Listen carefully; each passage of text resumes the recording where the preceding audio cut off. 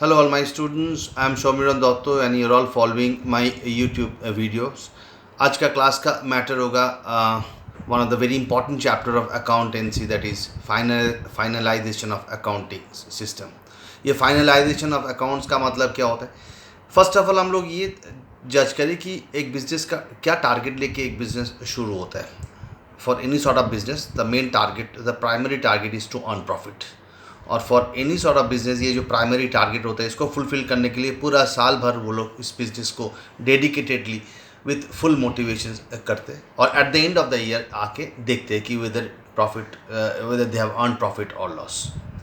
अब तो सवाल ये उठता है कि ये कैसे पता चलेगा. ये करने के लिए हम लोग को eight the end of the year, जब पूरा अकाउंट्स ख़त्म हो जाएगा, पूरा साल ख़त्म हो जाएगा, तब जाके हम लोग को क्या करना पड़ेगा. At the end of the year हम लोग को एक कैलकुलेशन करना पड़ेगा by way of which we will come to know that कि whether the company has earned a profit और suffered a loss. And to calculate those things, to calculate the profit generated from the business, what we have to do is we have to finalize the accounts. That means finalize करना मतलब ये होता है कि it's three parts. Finalise accounts का तीन part है. एक ट्रेडिंग अकाउंट बनाना, एक प्रॉफिट एंड लॉस अकाउंट बनाना और एक बैलेंस शीट बनाना. So what is all this trading account, PL account and balance sheet. Trading account and PL account से अल्टीमेटली प्रॉफिट कितना जनरेट हुआ ये निकलेगा. और बैलेंस शीट से क्या देखेंगे, as on the end of the year balance sheet business का क्या पोजीशन है, एसेट्स पोजीशंस, लाइबिलिटीज़ पोजीशंस. मतलब सिंपल बात है, it's totally performance I mean sheet बोल सकते हो आप लोग. बैलेंस शीट को हम लोग बोलते हैं विच reveals what is the exact position of assets and liabilities as on the end of the year for that particular business. So apart from the balance sheet, what we are going to discuss today is trading and PL account, जहाँ से हम लोग ये देखेंगे कि कैसे profit को generate किया जाता है. भाई ट्रेडिंग एंड पीएल अकाउंट दो एलिमेंट बना के हम लोग करते हैं. पहले ट्रेडिंग अकाउंट से ग्रॉस प्रॉफिट निकालते हैं, उसके बाद उस ग्रॉस प्रॉफिट को पीएल अकाउंट में डाल के हम लोग पीएल अकाउंट से नेट प्रॉफिट निकालते हैं. तो what is the difference between this trading and PL account. Trading account is all about all sales and all other purchase related expenses. All these thing will come in the trading account. जैसे trading account में credit side में हम लोग sales लिखते हैं, closing stock लिखते हैं, debit side में ओपनिंग स्टॉक लिखेंगे, परचेज लिखेंगे और परचेज से रिलेटेड जो भी एक्सपेंसेस होगा all direct expenses will be recorded in the debit side of the trading account. Point to be noted, all purchase related expenses. जैसे ही हो जाएगा ग्रॉस प्रॉफिट आएगा, ग्रॉस प्रॉफिट को हम लोग पीएल अकाउंट में ट्रांसफर करेंगे और अगर ग्रॉस लॉस आएगा तो उसको भी हम लोग पीएल में ट्रांसफर करेंगे. And then thereafter all indirect expenses and all indirect income. Income में से सेल्स को तो हम लोग ऊपर ले लिए ट्रेडिंग अकाउंट में, सेल्स छोड़ के बाकी कोई भी इनकम होगा बिजनेस का वो सब हम लोग पीएल अकाउंट में लेंगे. So point to be noted, sales छोड़ के जो भी इनकम होगा, interest on investment, income from dividend, all will be recorded in the credit side of PL account. और apart from the expenses which we have taken in the PL account, in the trading account, that is purchase related expenses, all other expenses will be taken in the PL account debit side. That is all sales related and office related expenses will be considered in the PL account. So एक देख लिया हम लोग trading account में purchase related expenses, PL account में all sales related expenses या office related expenses. ये करने के बाद अल्टीमेटली हम लोग का आएगा नेट प्रॉफिट और इसी नेट प्रॉफिट को ट्रांसफर करते हुए बैलेंस शीट बनाएंगे जिसमें एसेट्स और लायबिलिटीज को रिकॉर्ड करते हुए हम लोग बैलेंस शीट को टैली करेंगे.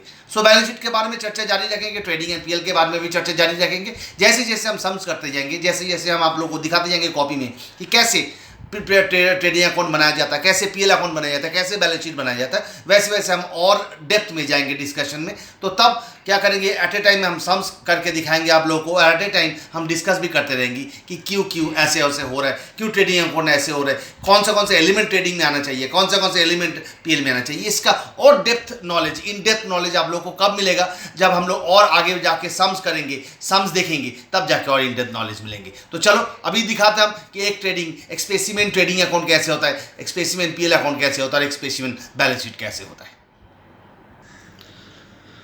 आप लोगों को मैंने अभी जो डिस्कस किया कि trading, PL and balance sheet, ये तीन पार्ट होता है फाइनलाइजेशन ऑफ अकाउंट्स, फाइनलाइज करने के लिए अकाउंट्स को.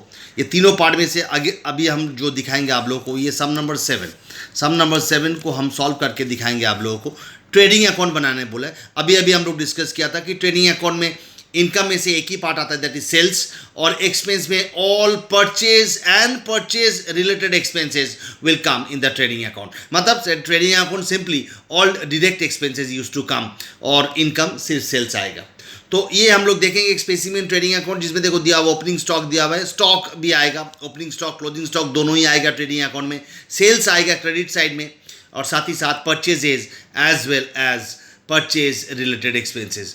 तो परचेजेस दिया हुआ है, सेल्स रिटर्न सेल्स दिया हुआ है, कैरेज इनवर्ड दिया हुआ है, रिटर्न आउटवर्ड दिया हुआ है, वेजेस एंड सैलरीज दिया हुआ है, रिटर्न इनवर्ड दिया हुआ है, स्टॉक क्लोजिंग स्टॉक दिया हुआ है. तो उस हिसाब से हम लोग देखेंगे कि कैसे एक ट्रेडिंग अकाउंट फॉर्म किया जाता है.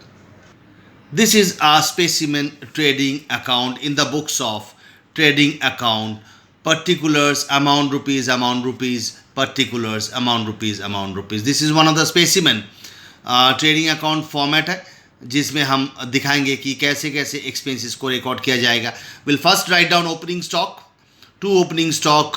इनिशियल स्टेज पे आप लोग को थोड़ा बहुत लगेगा कि ये टफ है, but I tell you one thing, as and when you go on practising this chapter, this sums, the thing will become very easy for you. तो टू ओपनिंग स्टॉक 40,000, परचेजेस दिया हुआ है 4 लाख, उसमें से रिटर्न आउटवर्ड भी है. तो इसीलिए हम लोग को ये दो कॉलम बनाना पड़ता है कि किसी का भी अगर कुछ वर्किंग होता है तो will do the working in the inner column and will transfer the final amount in the final column. So इधर भी देखो परचेज के साथ रिटर्न आउटवर्ड है, तो परचेज माइनस रिटर्न आउटवर्ड कर दिया, करके 3,20,000 उसको हम लोग फाइनल कॉलम में लिख दिया. साथ ही साथ कैरेज इनवर्ड हमने अभी बताया था कि all purchase related expenses, carriage inward is a purchase related expenses. If you can think of this item, you can easily guess that कि this is a purchase related expenses. हम लोग जब purchase करते हैं तभी हम लोग को कैरेज इनवर्ड देना पड़ता है. तो carriage inward 20,000. Wages and salaries, actually क्या है, वेजेस एंड सैलरीज इसीलिए इधर लाया क्योंकि वेजेस इज ऑल्सो प्रोडक्शन या परचेज रिलेटेड एक्सपेंसेस. मैंने क्या बताया था, ट्रेडिंग अकाउंट में परचेज या प्रोडक्शन रिलेटेड एक्सपेंसेस, तो प्रोडक्शन करने के लिए आपको वेजेस देना पे करना पड़ता है. तो टू वेजेस एंड सैलरी इस तरफ आया. अगर ये सैलरीज एंड वेजेस होता तो इसको हम लोग प्रेफरेंस देते हैं सैलरीज को, तो जो पहले आएगा उसको प्रेफरेंस देंगे. तो टू वेजेस एंड सैलरीज है इसीलिए हम लोग ट्रेडिंग में लिया. अगर टू सैलरीज एंड वेजेस होता तो उसको हम लोग पीएल में लेते. साथ ही साथ बाई सेल्स, मैंने अभी बताया था कि इनकम साइड में सेल्स आएगा, उसमें से रिटर्न इनवर्ड हो गया तो उसको लेस करते हुए इनर कॉलम में, आउटर कॉलम में फाइनल फिगर कर दिया. क्लोजिंग स्टॉक इस तरफ आएगा. क्लोजिंग स्टॉक के बारे में एक नीचे इन्फॉर्मेशन दिया हुआ है. क्लोजिंग स्टॉक के बारे में आप लोगों को हम एक चीज़ बता दें कि अगर कोई भी सम में क्लोजिंग स्टॉक का दो वैल्यू दिया हुआ है तो lower value is always taken. Closing stock का एक नियम है कि lower value is to be taken, चाहे जो भी हो, चाहे वो मार्केट वैल्यू लोअर हो then cost price, then market value will be considered since it is lower. So lower value of closing stock is always considered in the final accounts. In wherever you use this closing stock, the lower value will be will be considered. So closing stock 1,20,000 करने के बाद ultimately इस तरह behaviour आया तो ये 50,000 का एक बैलेंस आएगा, उसको हम लोग ग्रॉस प्रॉफिट बोलेंगे. So this is how you have to find out the gross profit by preparing a trading account. So gross profit पहले फर्स्ट स्टेप है, फाइनल अकाउंट्स का फर्स्ट स्टेप है ट्रेडिंग अकाउंट बनाना, जिसके थ्रू हम लोग gross profit निकालते हैं. So first step of final accounts is over, that is trading account बना लिया, ग्रॉस प्रॉफिट बना लिया. अब इस ग्रॉस प्रॉफिट को क्या करेंगे, पीएल अकाउंट का क्रेडिट साइड में हम लोग ट्रांसफर करेंगे and then thereafter will start doing the PL account. So this is one of the specimen of some of trading account. You can watch it, you can go through it and principally जो मैंने समझाया उसको गौर करना, उसी के ऊपर base करके हम लोग का ये ट्रेडिंग अकाउंट बनेगा. एवरी टाइम जब हम लोग ट्रेडिंग अकाउंट बनाएंगे एक चीज़ तो गौर करना पड़ेगा, दिमाग से ये निकाल के फेंक नहीं सकते हो आप लोग कि ऑल प्रोडक्शंस या purchase related expenses will come in the trading account. All productions and purchase related expenses will come in the trading account.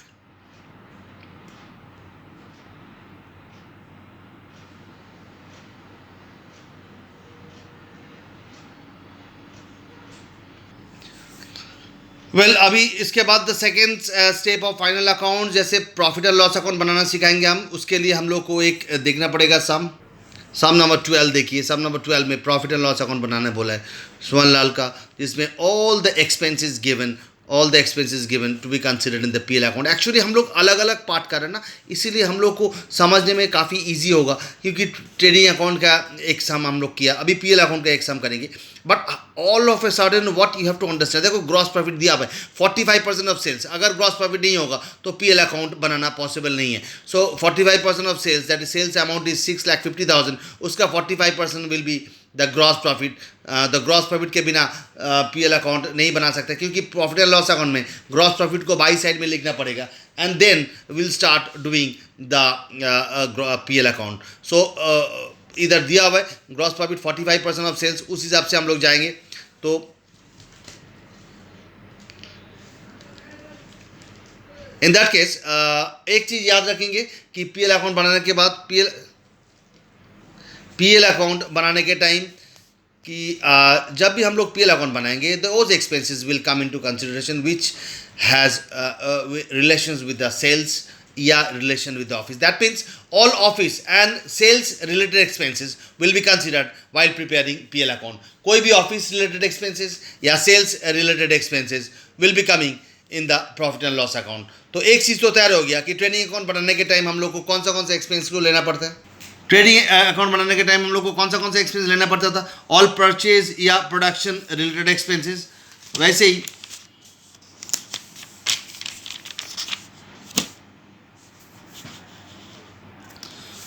PL account बनाने के टाइम हम लोग को all sales and office related expenses को लेते हैं। इधर हम लोग कोई भी प्रोडक्शन या परचेज से रिलेटेड एक्सपेंसेस को नहीं लेंगे। फर्स्ट ऑफ ऑल शुरू करेंगे ग्रॉस प्रॉफिट से। बाई ग्रॉस प्रॉफिट देखो 45% ऑफ सेल्स बोल दिया गया, 2,92,500। देखो ग्रॉस प्रॉफिट से शुरू किया मैंने, ग्रॉस प्रॉफिट के बिना नहीं होगा। अगर सोचो ग्रॉस लॉस होता तो टू साइड में लिखते, टू ग्रॉस लॉस लिखते, बट इधर ग्रॉस प्रॉफिट बोल दिया सामने, तो बाई ग्रॉस प्रॉफिट लिख के 45% of 6,50,000 itself is been given. तो उस हिसाब से हम लोग को 2,92,500 आया। साथ ही साथ एक एक करके आइटम देखते जाएंगे। सम में दिया हुआ है सैलरीज एंड वेजेस 30,000, तो सैलरीज एंड वेजेस दिया हुआ है 30,000 लिख दिया। कमीशन पेड दिया हुआ है 2,000 लिख दिया। इधर पोस्टेज एंड टेलीग्राम 1,500 दिया हुआ है लिख दिया। टू इंश्योरेंस देखो ऑल ऑफिस या सेल्स रिलेटेड एक्सपेंसेस, ये this are all office related expenses या सेल्स रिलेटेड एक्सपेंसेस। सो कोई भी प्रोडक्शन या purchase related expenses is not to be considered over here. Interest paid देखो दिया हुआ है। Carriage outward is a sales related expenses. साथ ही साथ advertising expenses, discount allowed, bad डेप्ट, rent received and interest on investment को इधर लेना पड़ेगा, क्योंकि हमने बताया था कि ट्रेडिंग अकाउंट बनाने के टाइम हम लोग एक ही मात्र सेल्स को कंसीडर करते, दैट इज सेल्स। तो मतलब एक ही मात्र इनकम को कंसीडर करते, that is sales. Sales comes in the trading account, and other than sales any other income will be considered in the PL account as a rent received and interest on investment. These are all other income. So other non operating income बोल सकते हो या indirect income बोल सकते हो हम लोग, क्योंकि ये सब टर्म आप लोग को बाद में पता चलेगा धीरे धीरे। डायरेक्ट इनकम मतलब सेल्स होता है, इनडायरेक्ट इनकम मतलब ऑल दिस थिंग्स होता है अदर देन सेल्स। वैसे ही डायरेक्ट एक्सपेंसेस होता है मतलब प्रोडक्शन या परचेज रिलेटेड एक्सपेंसेस। वैसे इनडायरेक्ट एक्सपेंसेस होता है सेल्स या ऑफिस रिलेटेड एक्सपेंसेस। मतलब सिंपल बात है, direct expenses used to come in the trading account, indirect expenses will be coming in the PL account. So उस हिसाब से पूरा एक्सपेंसेस को डाल दिया। डालने के बाद अल्टीमेटली इस तरह बैलेंस आए, तो इस तरह हेवियर आए, तो इधर एक बैलेंस आया 2,41,050 which is to be considered as net profit. यही नेट प्रॉफिट को हम लोग कहाँ कंसिडर करेंगे? अब ये this is the second step of final accounts. इसके बाद हम लोग जो बनाते हैं दैट इज बैलेंस शीट बनाते हैं। So balance sheet is not an account, this is the last account of your balance accounting system बोल सकते हो आप, क्योंकि इसके बाद और कोई भी अकाउंट नहीं बनता है। आप लोग को जो करना पड़ेगा, आप लोग को नॉर्मली क्या दिया हुआ रहेगा, जब आप लोग को फाइनल अकाउंट्स करना पड़ेगा तो फाइनल अकाउंट्स में आप लोग को ऐसे अलग अलग नहीं दिया जाएगा सम। आप लोग को अलग से एक ही सम के अंदर आप लोग को ट्रेडिंग बनाना पड़ेगा, प्रॉफिट एंड लॉस अकाउंट बनाना पड़ेगा, as well as balance sheet भी बनाना पड़ेगा। तब जाके आप लोग को क्या करना पड़ेगा, तब जाके डेफिनेटली जो करना पड़ेगा हम लोग नेक्स्ट वीडियो में ही आएंगे उस मामले में कि एक साथ जब सम करते हैं तो तब हम लोग क्या क्या कैसे कैसे उसको चूज करते हैं। तो इसके बाद हम लोग देख लिया कि जितना सारे एक्सपेंसेस है, एक्सपेंसेस को हम लोग दो पार्ट में डिवाइड किया। कुछ एक्सपेंसेस का पार्ट ट्रेडिंग में लिखते हैं, कुछ एक्सपेंसेस का पार्ट हम लोग पीएल में लिखते हैं। उसमें कौन सा पार्ट? ऑल परचेज या प्रोडक्शन रिलेटेड एक्सपेंसेस वो ट्रेडिंग में आएगा। All office and sales related expenses will come in PL account. Income को भी हम लोग दो पार्ट में डिवाइड किया था, direct income and indirect income. Direct income किसको बोलते हैं? सेल्स, उसको हम लोग ट्रेडिंग में कंसीडर करेंगे।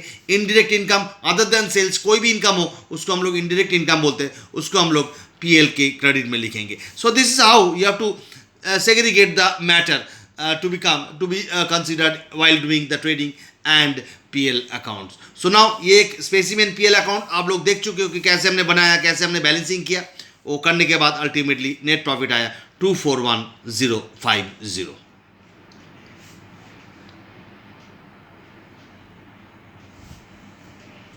Now it's a time to make you understand the matter called balance sheet.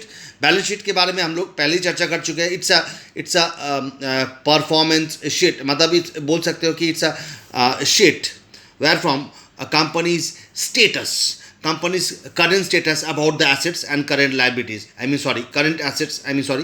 Current status of the assets and liabilities हम लोग को पता चलता है कि कंपनी का क्या है right at this point of time. Company के एसेट पोजीशंस, लाइबिलिटी पोजीशन क्या है. सो पोजीशन स्टेटमेंट बोल सकते हो आप लोग बैलेंस शीट को. Balance sheet can be called as a position statement where from the position of the business can be जज बाय वे ऑफ विच काफ़ी सारा डिसीजन लिया जाता है इस बैलेंस शीट से. तो वो सब चीज़ का अभी कोई काम नहीं है आप लोगों को जानने का, but there are certain way all important informations, all important derivations we can derive from this balance sheet. जो भी है वही काम का चीज़ है. Definitely it's a position statement, जिसके थ्रू हम लोग को पता चलता है कि कंपनी का पोजीशन क्या है, एसेट्स पोजीशन, लाइबिलिटीज पोजीशन क्या है. सो इसमें एक्सपेंसेस और इनकम का कोई काम नहीं है. एक चीज़ बता दें हम, बैलेंस शीट में एक्सपेंसेस या इनकम का कोई काम नहीं है. बैलेंस शीट में सिर्फ real account and personal account का काम है. All nominal accounts has been considered in the trading and PL account. यही चीज़ हमको डिस्कस करना था. जब हम लोग एक साथ trading PL and balance sheet बनाएंगे तब एक चीज़ आप लोग को याद रखना पड़ेगा. Whenever you are preparing trading and PL account, all the nominal expenses, all the nominal account will be considered. चाहे वो इनडायरेक्ट फॉर्म में हो वो पीएल में आएगा, चाहे वो डायरेक्ट फॉर्म में हो वो ट्रेडिंग में आएगा. All nominal accounts will be considered while preparing trading and PL account.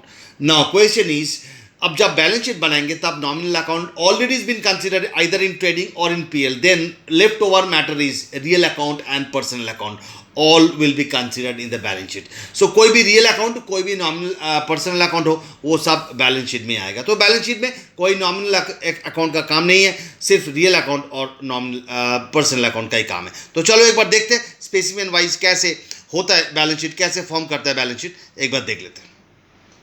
ये सम, पहले सम के बारे में देख ले. सम में एक लंबा ट्रायल बैलेंस दिया हुआ है. इस ट्रायल बैलेंस में कैपिटल दिया हुआ है, ड्राइंग्स दिया हुआ है, डेटर्स क्रेडिटर्स दोनों दिया हुआ है. एंड एज वी नो कि तुम लोग का ट्रायल बैलेंस के बारे में काफ़ी सारा आइडिया है कि कौन सा चीज़ डेबिट होता है, कौन सा चीज़ क्रेडिट होता है. उस हिसाब से cash in hand, cash at bank, plant, furniture, net profit दिया हुआ है. नेट प्रॉफिट के बिना बैलेंस शीट नहीं बन सकता है, क्योंकि बिना नेट प्रॉफिट के हम लोग बैलेंस शीट नहीं बना सकते, क्योंकि हमने ऑलरेडी आप लोगों को एक फॉर्मेट भेज चुका है trading PL and balance sheet का, जिसमें आप लोग देखे होंगे.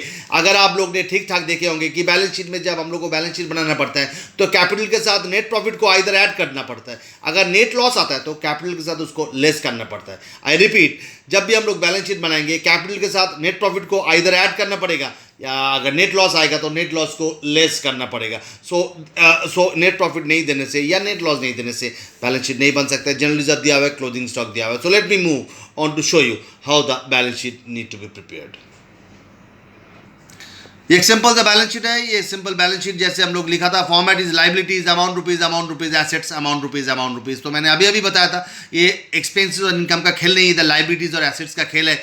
All about the personal account and real account. जिसे शुरू करेंगे कैपिटल अकाउंट. मैंने अभी बताया था capital account we know that की इट्स अ पर्सनल अकाउंट. तो कैपिटल अकाउंट से शुरू किया, ऐड नेट प्रॉफिट. अगर नेट लॉस होता तो उसको लेस करना पड़ता और ड्राइंग्स लेस करना पड़ेगा. करने के बाद अल्टीमेटली ये फिगर इतना आया. तो ये देखिएगा, जब बैलेंस शीट का जो मैंने फॉर्मेट दिया उसमें भी मैंने ऐसे ही वर्किंग करके दिखाया था. बहुत सारा और भी एलिमेंट्स है जो बाद में जब हम लोग सम करेंगे और भी एलिमेंट्स आएगा, but this is a simple सम जिसमें हम लोग जस्ट बेसिक समझने के लिए ये दिखा रहे, जिसमें नेट प्रॉफिट को ऐड किया, ड्राइंग्स को लेस किया. अगर नेट लॉस होता तो वो लेस हो जाता. क्रेडिटर्स, जनरल रिजर्व इस तरह आएगा, plant, furniture, debtors, stock, closing stock, cash in and cash at bank इस तरह आएगा, because assets will be considered over here. अब थोड़ा सोचिएगा, पता चल जाएगा कि क्यों एसेट्स है, क्यों लायबिलिटीज है. प्लांट, फर्नीचर कंपनी के लिए एसेट ही होता है. डेटर्स, जिससे पैसा हम लोग पाएंगे, जिसको हम लोग क्रेडिट में सेल किया, जिससे we are suppose to receive money, consider to be an assets. Stock always is an asset. Cash, bank, ये सब एसेट ही होता है. वेर एज क्रेडिटर्स, जिसको हमको पेमेंट करना है, जिससे हमने क्रेडिट में माल खरीदा, तो creditors it's a party to whom have suppose to pay the amount, so it's a liability. तो साथ ही साथ ये दोनों लिखने के बाद ऑटोमेटिकली बैलेंस शीट टैली हो जाएगा। अगर बैलेंस शीट टैली नहीं हुआ दैट मीन्स कहीं ना कहीं आपने कुछ रॉन्ग किया, गड़बड़ किया। But I hope and I have enough faith on you all कि आप लोग ऐसी छोटा छोटा गलती नहीं करोगे, आप लोग आराम से ये बैलेंस शीट करते करोगे और then they will find that कि at the end it will tell you both side will come the same, the total of the both side will come the same. So this is how you have to prepare a specimen balance sheet. और balance sheet बनाने के time मैंने अभी आप लोगों को बताया कि only real account and personal account will be considered. तो आज के लिए ये जो फाइनल अकाउंट्स का मैटर था, ये मैटर इंपॉर्टेंट है, आप लोग देखते रहिए। आज के लिए इतना ही काफ़ी है। आप लोग को जो मैंने समझाया about the finalisation of accounts का, जिसमें तीन पार्ट होता है, trading account part, PL account part and balance sheet वाला पार्ट। जो इस पार्ट में हम लोग देखा था कि कैसे कैसे ये तीनों चीज़ को जज करते हैं, पहले ट्रेडिंग को कैसे जज करते हैं, उसके बाद कैसे बनाते हैं, वहाँ से हम लोग जनरेट करते हैं पहले ग्रॉस प्रॉफिट को, ग्रॉस लॉस भी आ सकता है, वहाँ से फिर हम लोग पीएल अकाउंट में उस ग्रॉस प्रॉफिट को या ग्रॉस लॉस को ट्रांसफ़र करेंगे। देयरफ्रॉम हम लोग पीएल अकाउंट बनाएंगे। एक चीज़ बीच में हम बता दें कि ट्रेडिंग अकाउंट बनाने के टाइम हम लोग को all direct expenses and direct income need to be considered. That means all purchase या production related expenses and as well as sales will be considered while preparing trading account, and thereafter gross loss या gross profit will be generated and computed rather, and then it will be transferred to PL account, profit and loss account में transfer करने के बाद after all then we have to prepare, and then from there on we will start preparing the PL account after transferring gross loss या gross profit derived from the trading account, and then profit और loss account बनाने के time हम लोग जो चीज़ गौर किया था, देखा था कि all indirect expenses and all indirect income, सीधा बात है, कोई भी परचेज, कोई भी सेल्स या office related expenses will be considered in the PL account, and apart from the sales को छोड़ के बाकी कोई भी सोर्सेज ऑफ इनकम होगा उसको हम लोग कंसिडर करेंगे while preparing the PL account. So sales already is been considered in the PL account, sorry trading account, so it cannot come. So other than sales कोई भी अदर इनकम होगा उसको consider करेंगे PL अकाउंट में, and all office या production, all office and sales related expenses will be considered in the PL account, and then profit, net loss या net profit will be computed in the manner we have already done while doing the specimen sums. And then the last step of the final accounts is the balance sheet, जिसमें हम लोग को क्या करना पड़ता है, net loss या net profit जो भी आता है उसको कैपिटल के साथ आइदर ऐड या लेस करना पड़ता है, as the case may be, and then thereafter we used to take all the real account and personal account and to prepare the balance sheet. तो बैलेंस शीट बनाने के लिए कोई भी एक्सपेंसेस या इनकम का जरूरत नहीं है। The simple matter is all real account and personal account will be considered while preparing the balance sheet. So आज का मैटर यहाँ पर ख़त्म होता है। उसके बाद हम लोग अगला वीडियो में देखेंगे कि अगर एक साथ किसी भी सम में बनाने बोलेंगे trading PL and balance sheet, तब हम लोग कैसे बनाएंगे, और वो बनाने के लिए हम लोग को ये जानना बहुत जरूरी होगा कि कौन से एलिमेंट नॉमिनल अकाउंट्स है और कौन से एलिमेंट रियल अकाउंट और पर्सनल अकाउंट है। बिकॉज एक चीज़ तो तैयार है कि all nominal account will be considered either in trading and PL account, and all real account and all personal account will be definitely considered in the balance sheet. तो ये चीज़ जानने से आप लोग आराम से कर सकते हो। और एक चीज़ जानना बहुत ज़रूरी है कि all productions या purchase related expenses will be considered in the trading account, and all sales या office related expenses will be considered while preparing the PL account. तो उसके लिए आप लोग वेट कीजिएगा अगला वीडियोस तक, जिसमें हम लोग एक साथ देखेंगे ट्रेडिंग पीएल। तब तक के लिए इस वीडियो को देखते जाइए। इसमें काफ़ी सारा कंसेप्ट मैंने आज समझाया कि कैसे फाइनलाइज किया जाता है अकाउंट्स को, और ये देखते हुए डेफिनेटली आप लोगों को कुछ समझी प्रैक्टिस करना पड़ेगा। That will be done in the class itself, live class जब हम लेंगे। तब तक के लिए वीडियो को देखते जाइए और आराम से देखिए। कुछ प्रॉब्लम होने से you can call me up और WhatsApp me in that matter कि क्या क्या प्रॉब्लम है, हम लोग डिस्कस कर लेंगे। तब तक के लिए take care and good bye.